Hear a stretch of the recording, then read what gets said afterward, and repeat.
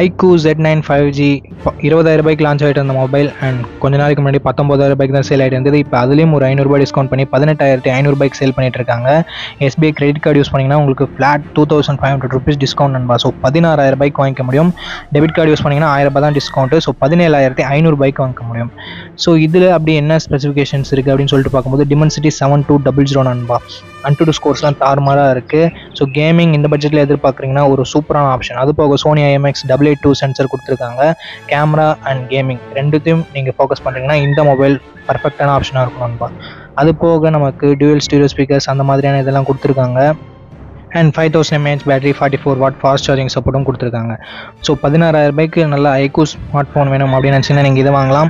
அப்படி இல்லைன்னா நம்ம இதுக்கு முன்னாடி பார்த்த Realme Narzo 70 Turbo அதுவும் ஒரு சூப்பரான கேமிங் மொபைல் பண்ணிக்கலாம். இன்னும் நிறைய டீல்ஸ்ன்றது ஃப்ளிப்கார்ட் மற்றும் அமேசானில் இருக்குது. ஸோ அதெல்லாம் தெரிஞ்சுக்க நம்ம சேனலை சப்ஸ்கிரைப் பண்ணிக்கோங்க. இந்த வீடியோ பார்த்ததுக்கு ரொம்ப நன்றி.